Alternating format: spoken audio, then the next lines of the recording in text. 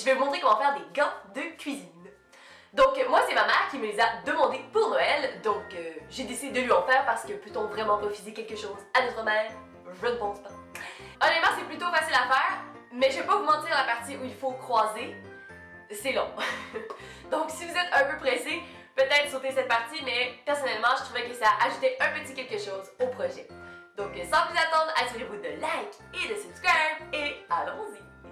Donc, en premier lieu, vous allez choisir le tissu de votre choix.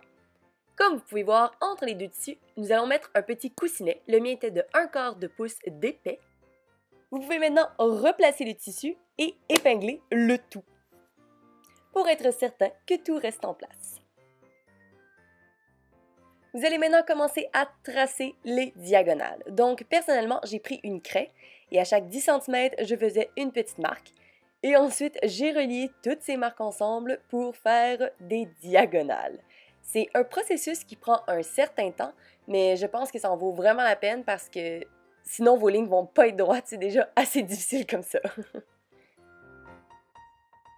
Vous pouvez couper l'excédent qui dépasse à l'horizontale ainsi qu'à la verticale.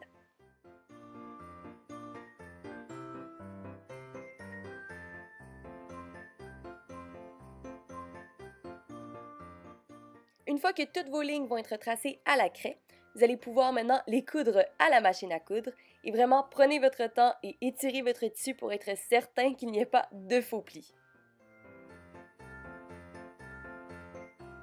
Vous pouvez maintenant prendre un sous-plat que vous possédez déjà pour pouvoir suivre la forme.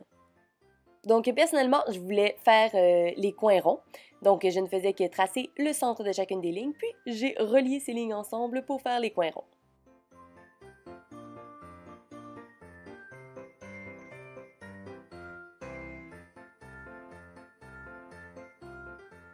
Coupez le tout. Pour vous assurer que vraiment votre carré soit égal, vous pouvez le plier en deux pour vous assurer que tout soit symétrique. Maintenant, vous pouvez prendre une mitaine que vous possédez déjà et tracer autour. Assurez-vous de laisser un pouce tout autour pour les coutures.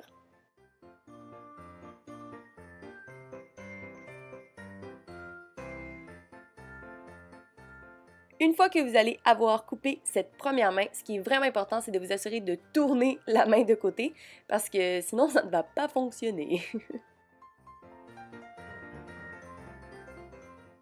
Vous allez maintenant vous retrouver avec 4 mains et vous allez devoir les coudre endroit contre endroit.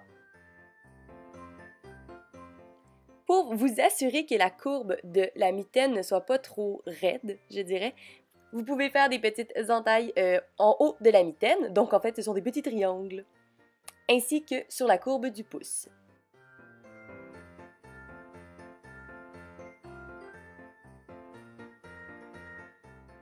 Vous pouvez maintenant retourner la mitaine.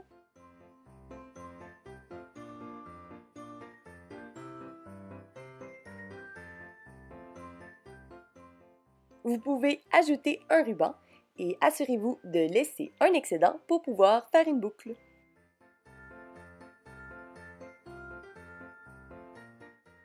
Donc, pour préciser comment j'ai fait la boucle, en premier, vous allez devoir faire un petit bord sur le premier côté. Puis, vous allez coudre tout autour et vous allez coudre ensemble le ruban qui va servir à faire la boucle. Puis, vous allez prendre l'autre côté et le mettre par-dessus la boucle pour que tout soit joli.